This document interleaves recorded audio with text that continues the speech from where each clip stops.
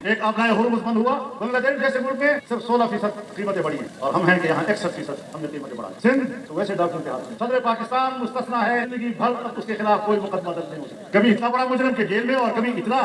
پاک اور صفاق شخصیت کہ اس کے خلاف کوئی کیس نہیں ہو سکتا۔ ایک اسلامی بلاک وجود میں آنا چاہیے، مشترک دفاعی معاہدہ، یہ امت کو ایک جسم بنا سکتی ہے۔ اگر پاکستان اور سعودی عرب کے درمیان دفاعی معاہدہ ہوا، ہم نے اس اقدام کی حمایت کی۔ اگر ایران کو اسرائیل سر کر دیتا ہے تو پھر سن لیا آپ نے مولانا فضل الرحمان کی گفتگو۔ کئی مشکلات کے بعد اب انہوں نے ایک ایسا فیصلہ کیا ہے جس میں انہوں نے اب ایک نیا حکومت کو سرپرائز دینے کا فیصلہ کیا ہے۔ ان پر کافی پریشر تھا، اور انہوں نے کس وجہ سے اب اتنا جو ہے نیا فیصلہ انہوں نے کیا ہے، اور اب نئے جو انہوں نے احتجاج کا اعلان کیا کیا ہے، اور آنے والے دنوں میں یہ کیا کر سکتے ہیں، اس کی تفصیلات آپ کے سامنے رکھ رہا ہوں۔ دوسری، آصف علی زرداری پر بھی استعفے کا تلوار لٹک رہا ہے۔ دیکھتے ہیں کہ وہ آنے والے ٹائم میں استعفیٰ دیتے ہیں یا نہیں۔ ندیم افضل چند نے نجی ٹی وی کے پروگرام میں انہوں نے آصف علی زرداری پیپلز پارٹی کے مستقبل کے حوالے سے انہوں نے کیا کہا ہے وہ بھی آپ کے سامنے رکھیں گے، اور کچھ دیگر خبریں بھی آپ کے سامنے رکھیں گے۔ سب سے پہلے جو آپ کے سامنے رکھتے ہیں وہ پاکستان تحریک انصاف کے حوالے سے رکھتے ہیں کہ علیمہ خان نے سلمان اکرم راجہ کے ذریعے ایک نئی درخواست دائر کر دی، جس میں انہوں نے موقف اپنایا کہ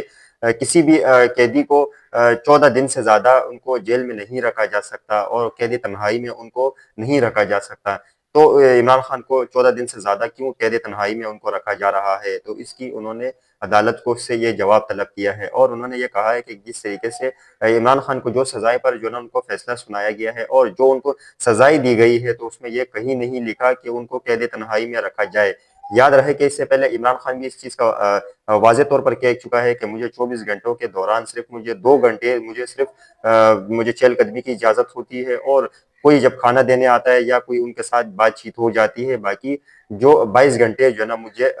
ایسی جگہ رکھا جاتا ہے، جیل میں ہی رکھا جاتا ہے، اور نہ کسی سے ملنے کی اور نہ ہی جو ہے نا ایکسرسائز کرنے کی اجازت ہوتی ہے۔ یاد رہے کہ اس سے پہلے پاکستان تحریک انصاف بھی یہ گلے شکوے کرتی تھی کہ وہ کس طریقے سے ان کے ساتھ جو باہر جو قیادت ہوتی تھی، تو 9 مئی سے پہلے وہ ایک پہ ایک کر کے کس طریقے سے استعفے دے رہے تھے۔ تو دوسری جانب جو پاکستان ٹیلی ویژن پر یہ دکھایا جاتا تھا کہ جو اس وقت عمران خان دیکھتے تھے جیل میں، تو وہ ان کو یہ اور بالخصوص جو پاکستان ٹیلی ویژن پہ یہ دکھایا جاتا تھا تاکہ جیل میں بھی عمران خان کو جیل کی ٹی وی کے سہولیات تھی، تو وہ جیل میں بیٹھ کر یہ دیکھ سکتے ہیں کہ پاکستان تحریک انصاف کے کئی لوگ جو ہے نا پاکستان تحریک انصاف سے غداری کر رہے ہیں، بالخصوص عمران خان کو چھوڑ کر جا رہے ہیں، اور ان کو بالخصوص یہاں تک جو ہے نا ان کو ایک ان کے ذہن بنا دی تھی کہ آپ کے سارے لوگ آپ سے اب ایک کر کے جا رہے ہیں، اور تاکہ عمران خان کو کسی طریقے سے توڑنے کی کوشش کی جاتی تھی، تاکہ عمران خان جو ہے نا ہار مان لے۔ اور یہ اس وقت کی بات ہے جب 9 مئی کے بعد جو ہے نا یہ معاملہ ہوا تھا کہ ٹی وی لگا ہوا تھا جیل میں، اور پہ در پہ ایک پریس کانفرنس آ رہی تھی شیخ رشید کی،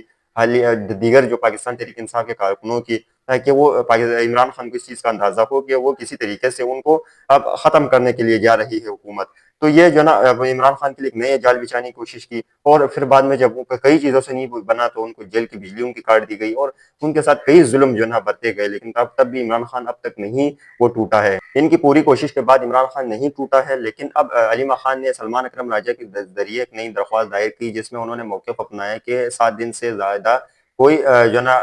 اس طریقے سے ان کو نہیں رکھا جا سکتا۔ انہوں نے نیلسن منڈیلا کا حوالہ دیتے ہوئے بھی سارے ان کو ایک چارج شیٹ جو نا ان کو عدالت میں انہوں نے پیش کیے۔ دیکھتے ہیں کہ آنے والے ٹائم میں اس پر کیا فیصلہ سامنے آتا ہے۔ اگلی خبر جو آپ کے سامنے رکھتا ہے جو انتہائی اہم ہے، وہ ندیم افضل چند کے حوالے سے ہے۔ انہوں نے آج ایک ایسی گفتگو کی نجی ٹی وی کے پروگرام میں جس نے ان سب کو حیران کر دیا۔ گزشتہ روز یہ خبریں چل رہی ہے اور ایک افواہ کے طور پر بھی چلتی رہی ہے کہ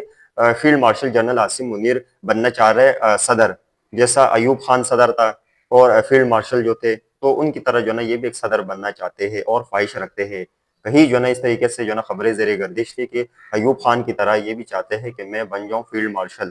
لیکن اس کے لیے آصف علی زرداری کا استعفیٰ بالکل ضروری ہے، اور اگر وہ استعفیٰ دیں گے تو یہ منصب فیلڈ مارشل سنبھالیں گے۔ تو یہ خطروں میں کتنی صداقت ہے، عاصم منیر نے اس کا خود کوئی ایسی جواب نہیں دیا۔ ندیم افضل چند نے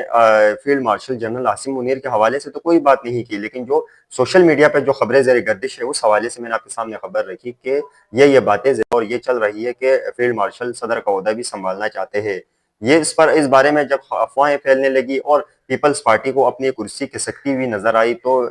ندیم افضل چند نے نجی ٹی وی کے پروگرام میں یہ واضح کر دیا ہے کہ پیپلز پارٹی کے بغیر یہ حکومت نہیں چل سکتی، کیونکہ اس کی وجہ یہ ہے کہ اگر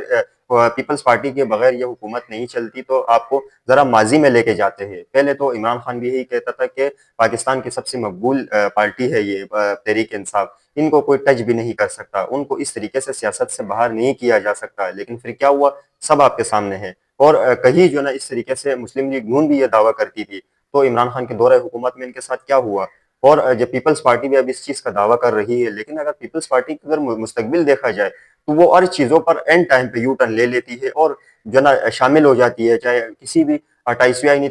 دیگر آئینی ترمیم ہو یا آنے والے 28ویں ترمیم ہو، وہ اینڈ پر ایسا فیصلہ کر دیتی ہے جس میں وہ سب کو حیران کر دیتی ہے اور اپنے مفاد کے لیے فیصلہ کر دیتی ہے۔ لیکن یہ صدر کا عہدہ کیا پیپلز پارٹی دینا چاہیں گی؟ کبھی نہیں دینا چاہیں گی وہ، کیونکہ ان کے پاس ایک اہم عہدہ یہی ہے، اور وہ جو صدر کا عہدہ ہے وہ کبھی جو ہے نا نہیں دیں گے۔ لیکن اگر سندھ میں اگر کچھ حکومت کی رد و بدل کی گئی تو مجبوراً ان کو یہی جو ہے نا صدر کا عہدہ ان کو صدر کے عہدے سے ان کو استعفیٰ دینا پڑے گا۔ لیکن دیکھتے ہیں کہ آنے والے ٹائم میں کیا ہوتا ہے۔ لیکن جس طریقے سے پے در پہ پیپلز پارٹی کے بیانات آ رہی ہے اور پیپلز پارٹی کو ایک عروج میں رکھا گیا ہے تاکہ ان سے کسی طریقے سے اختیارات لے لیے جا رہے ہیں۔ دوسرا، ایم کیو ایم بھی کڑی تنقید کر رہی ہے پیپلز پارٹی پر۔ پیپلز پارٹی پر جب اپنی کرسی کی تلوار لٹکنے لگی گردن پر، تو انہوں نے پاکستان تحریک انصاف کے بانی عمران خان کو یاد کرنے کی انہوں نے ایک بار پھر میڈیا کے آگے انہوں نے یاد کیا ان کو۔ انہوں نے کہا کہ عمران خان کی اسی سال رہائی ہونی چاہیے، اور ان کو جو نا اب مزید نہیں رکھنا چاہتے ہم لوگ، اور ان کو کسی طریقے سے جو ان کو باہر نکال کر انہوں نے سیاستدانوں کے ساتھ مل کر ان کو بات کرنی چاہیے۔ ایک طرف تو آپ لوگوں نے پہلے سے ایک پارٹی کو جیل کے اندر رکھا ہوا ہے، اور آپ لوگ پیپلز پارٹی کو بھی دیوار سے لگانا چاہ رہے ہو، تو ایسا نہیں ہوگا۔ یہ انہوں نے واضح کر دیا ہے کہ پاکستان تحریک انصاف کو آپ لوگ پہلے سے دیوار سے لگا چکے ہو، اور اب ہمارے ساتھ بھی یہ کر رہے ہو۔ تو یہ انہوں نے یہ واضح کر دیا ہے کہ اب ایسا نہیں ہوگا، اور یہ حکومت کے لیے بہت، اگر ہم ہٹ جائے پیچھے تو یہ حکومت کے لیے بہت بڑی چیلنج ہو سکتی ہے۔ دوسرے، اگر کراچی سے اگر دیکھا جائے تو ایم کیو ایم بھی کافی تنقید کرتی ہوئی نظر آ رہی ہے پیپلز پارٹی پر، اور انہوں نے کہا کہ اب جہاں چاہو تو ایک 500 کا نوٹ لہراتے ہوئے انہوں نے کہا جہاں جاؤ یہ ہے جو نا یہاں یہ چیز دو، تو 500 کا نوٹ دکھاتے ہوئے لوگوں کو کہ یہ ہے سندھ کی حکومت، اور کس طریقے سے وہ کرپشن پر جو ہے نا سندھ حکومت چلتی ہے، اور کس طریقے سے وہ پیسوں کو جو نا جو کرپشن اتنی ہے کہ جہاں بھی جاؤ تو پیسے دو اور کام آپ کا ہو جاتا ہے۔ تو یہ ایک طریقے سے پیپلز پارٹی کے لیے، خبر کے مطابق یہ پیپلز پارٹی کے لیے سب سے مشکل وقت اب یہ ہے کہ انہوں نے سب نے پیپلز پارٹی کے خلاف تلواریں نکال دی۔ دیکھتے ہیں کہ آنے والے ٹائم میں اس پر کیا فیصلہ سامنے آتا ہے۔ پہلے عمران خان کے مخالف لیکن اب دوست بن گئے پیپلز پارٹی عمران خان کے لیے، اب وہ حکومت سے بھی درخواست کر رہی ہے کہ کسی طریقے سے عمران خان کی رہائی ہو، اور دیکھتے ہیں کہ آنے والے ٹائم میں یہ مزید عمران خان کی رہائی کے لیے حکومت سے درخواست کرتی ہے یا نہیں۔ اگلی خبر جو آپ کے سامنے رکھتا ہوں وہ مولانا فضل الرحمان کے حوالے سے رکھتا ہوں کہ آج انہوں نے ایک بار پھر ایسی تقریر کی کہ انہوں نے حکومت کو ہلا کر رکھ دیا ہے، اور اس سے پہلے حکومت پر کافی تنقید ہو رہی تھی۔ ایک تو عوام کی جانب سے جب پیٹرول کی قیمتوں میں اضافہ ہوا تو عالمی مارکیٹ میں جب پرائزز دیکھے گئے تو کافی اس میں چینجنگ نظر آئی۔ عمران خان کے دور حکومت میں جب پیٹرول کی قیمت کتنی تھی اور ابھی موجودہ حکومت کتنی ہے، آئی ایم ایف جب Imran Khan I M F کو یہ کہہ چکا تھا کہ میں مزید ملک میں مہنگائی نہیں کروں گا، تو انہوں نے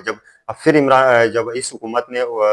جب آئی ایم ایف نے ڈو مور کا مطالبہ کیا تو حکومت نے یہ تسلیم کیا، اور کس طریقے سے انہوں نے پھر پیٹرول کی قیمتوں میں اضافہ کیا۔ عمران خان دورہ حکومت میں جب ڈو مور کا آپشن انہوں نے دیا کہ اور پیٹرول کی قیمتوں یا مہنگائی کو مزید جو ہے نا زیادہ کرو تاکہ ٹیکسز کو اور مزید بڑھاؤ، تو عمران خان نے اس چیز کا منع کیا تھا، لیکن موجودہ حکومت آئی ایم ایف کے آگے لیٹ گئی۔ اور پھر